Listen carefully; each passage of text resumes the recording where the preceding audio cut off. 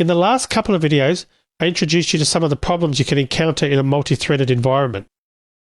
In this video, I want to talk to you about another tool you can use to ensure your code is thread safe. I've created a new project called Synchronization, and I've got my dev.lpa.main class. Before I start coding the main method, I want to create a new bank account class that multiple threads will want to access. Again, I'll create this in the dev.lpa package. I'll set up a private variable, a double for the balance. I'll generate a constructor using that field. I'll also generate a getter for this field.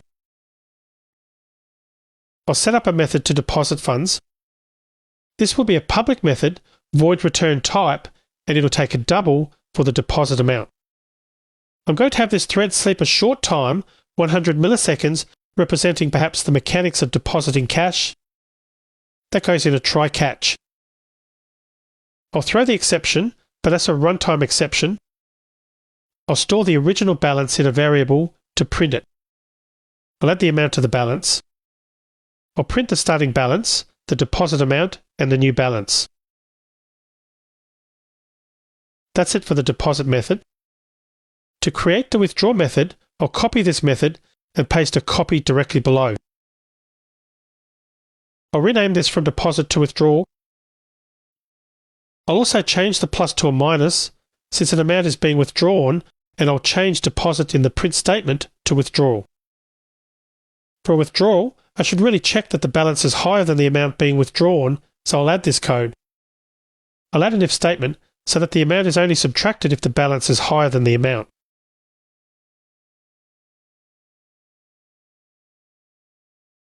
I'll include an else statement. I'll print the starting balance again and the withdrawal amount, but in this case, I'll say there were insufficient funds. Okay, so that's all I need for this very simple bank account class.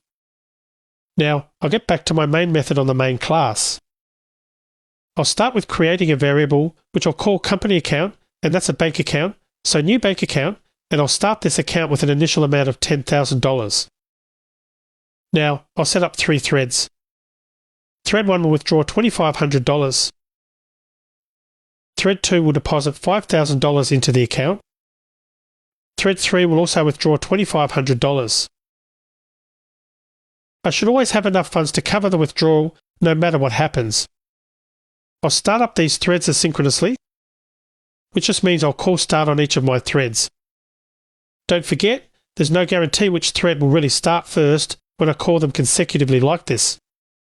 Lastly, I'll start thread 3. After all these threads have done their work, I wanted to print out the final balance of the company's bank account. I can do this by joining all 3 threads to the main thread, and again the order doesn't really matter. When I use join, I need a try catch block or specify it in a throws clause, so I'll use the try block. And I'll just call thread1.join, then thread 2, then thread 3. I need the catch clause. I'll just print any exception out. Then I'll print the company's final balance. If you do the math here, you can see I started with $10,000, I'm depositing $5,000. I'm also withdrawing a total of $5,000, so I should end up with $10,000 as the balance after all the transactions, however you do the math. I'll run this. You may start to notice some weird output. I'll run it several times. If I run this often enough, I'll get numbers that aren't 10,000, so I'm seeing 5,000 sometimes and 12,500 and so on. Multitasking maths isn't very good here. Again, notice that the order of the tasks being printed isn't consistent either, and the information being printed doesn't look right. Usually the starting balance won't line up with the previous statement's new balance. That might be due to lag in the print statement itself, but even in the same printed line, you may see math that isn't right. We don't really know which thread will be exercising the methods first, or when they'll be paused because of time slicing, or even if they'll be paused as part of the printing operation.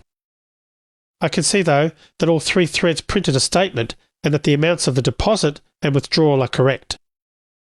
After that, all bets are off. This problem could be caused by the caching of the balance by each thread, memory inconsistency in other words, or thread interference, or both. In fact, let's just see what happens if I make the balance on the bank account be volatile. I'll go back to the main method and run my code. Again, I'm going to run this repeatedly 5 or 10 times to see if that modifier will fix what I was seeing here. The answer to that is no. I've still got problems. This is because of the threads getting in and changing the balance in multiple spots and in multiple methods. One task could be subtracting at the same time another is adding, and since these use compound assignment operators and I'm working with double values, none of these are atomic operations. This is certainly a valid scenario that might occur, so our code should be able to handle this, but how do we fix this? I'm going to revert that last change and remove volatile from the balance. There's another solution that deals with both problems of caching and thread interference, and this is using the synchronized keyword. I'll go back to the bank account class. I'll add the word synchronized to any method that will modify my balance. I only have 2, so I'll add this modifier to both the deposit and the withdraw methods. And that's that. I'll run the code again.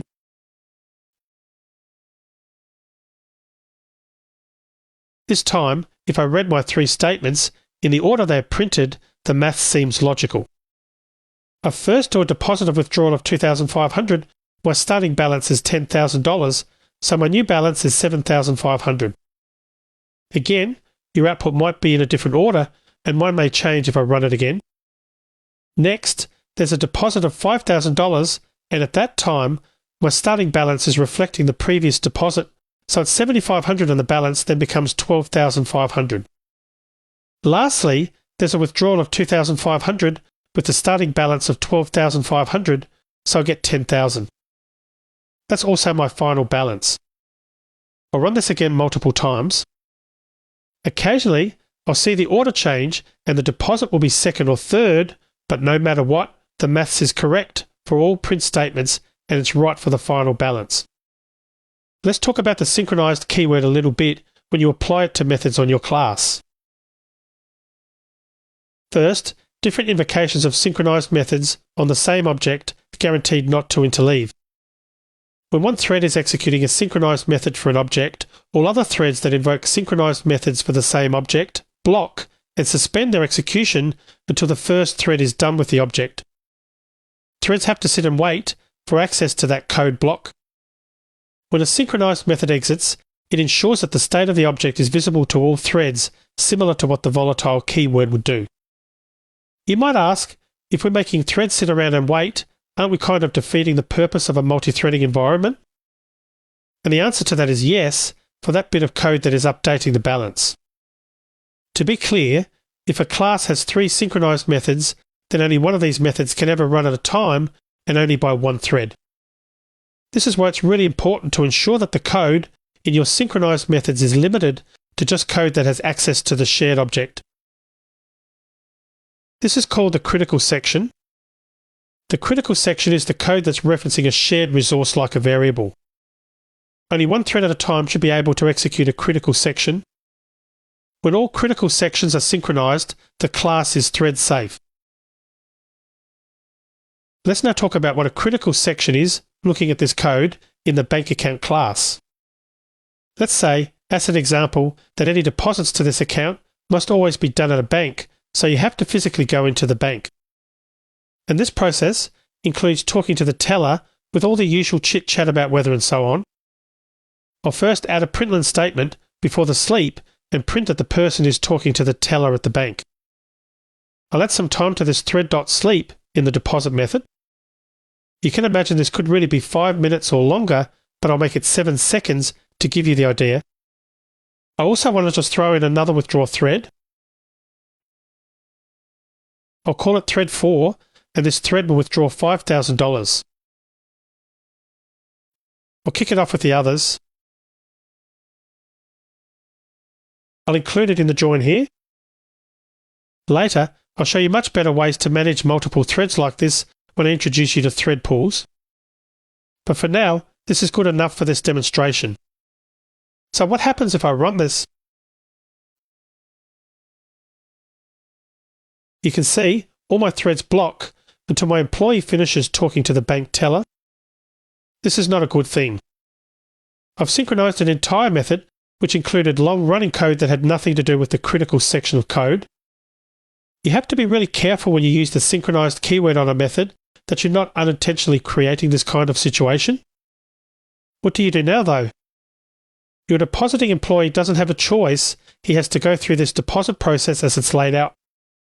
But that really shouldn't stop your other employees, wherever they are, from withdrawing money from the automatic tellers. We can get more targeted or synchronize on just a part of code. I'll do this here in the deposit method.